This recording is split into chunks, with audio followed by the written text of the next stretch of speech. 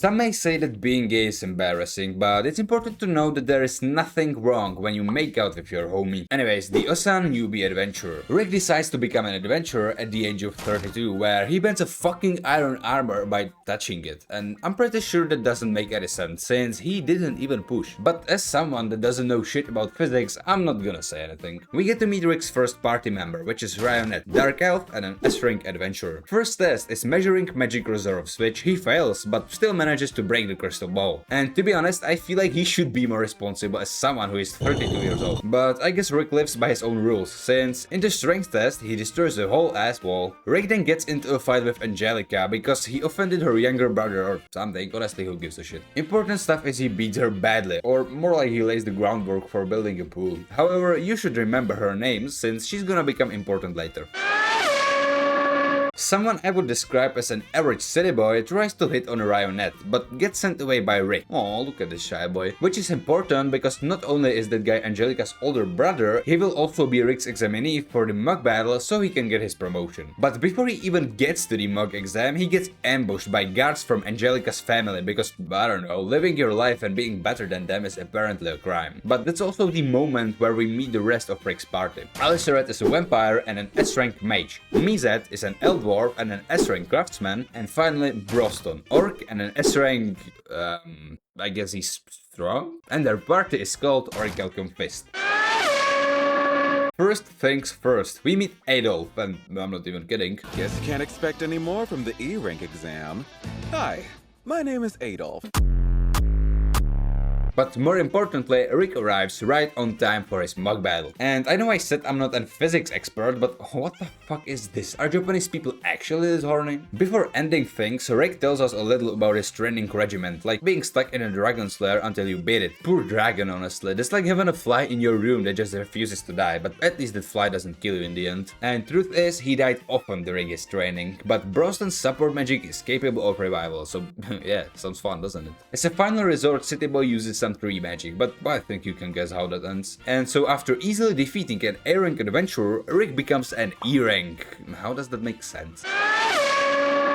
This episode is focused on Rick's youth and explains why he started as an adventurer at 32. He actually dreamt of being one since being a kid, but because his father didn't give a shit and cared more about a stable job, he started working as a receptionist. After 14 years he meets Ryonet, and after asking her if there is any chance of him becoming an adventurer, he tells him there is no hope, and while that may suck, he also scores a date, so to be honest, that's a win in my book. Well, it would be if a dragon didn't decide to be a cunt and ruin it. And while killing a dragon should be easy for Ryonet, she is unable to fight due to childhood trauma. And even though the trauma isn't her uncle without pants, a dragon burning your entire village isn't any better. And thanks to this, Rick awakens his inborn skill, which is apparently quite rare in this world. And with it, he manages to defeat the dragon, which results in him getting invited to Orichalcum Fist.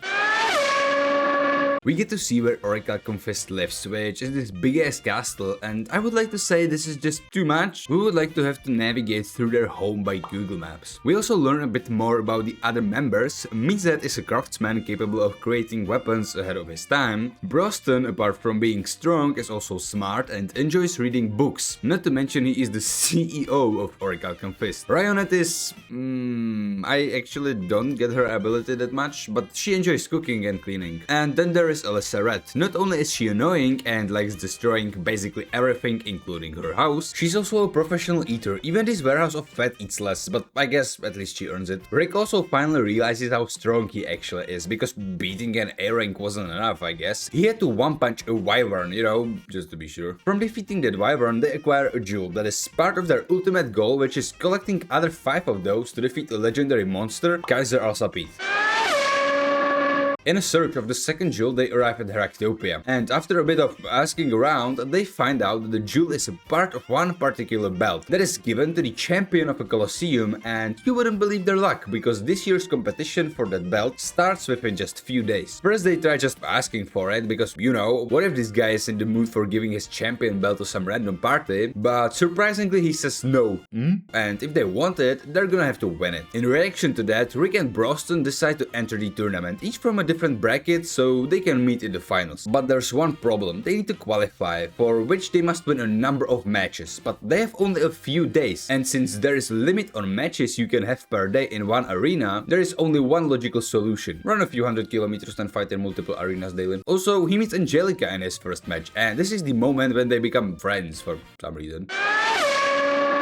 We get another example why Japan is fucked, because why? Is it really necessary to do this? Would those horny and fat jerk-made champions lose focus or what? Because there wasn't a single good reason for this happening. Anyways, Angelica tells us why she needs to win the tournament. It's not like anyone gives a fuck, but whatever. To put it simply, she was forced to marry a merchant Snape because of money. But since they don't need it anymore, she must defeat his brother Geeth in the tournament, which would lead to him not having enough money to pay up and thus cancelling the arrangement. I'm kinda curious, who would want to marry someone that doesn't love them? Like, what's the point of that? Maybe I'm the weird one, but what's the point of buying a car if you can drive it? The reason why that's a problem is because she doesn't stand a chance against him, and so Rick decides to train her. Maybe marrying that lizard isn't so bad. To be honest, I'm not sure what use does dragging her around with weights on her have, but it's fair to say between me and Rick, he's the only one capable of killing dragons with one punch, so I guess I shouldn't doubt him. Not sure if it worked or not, but when they're done, she becomes a wet dream of every I can fix her guy. But she learned how to use her hands as swords, so it can't be all that bad. Oh, and all of the preliminaries end, and the main tournament finally starts. Rest of this episode are just random fights. However, imagine being this guy. You manage to enter the main tournament only to end up probably dead.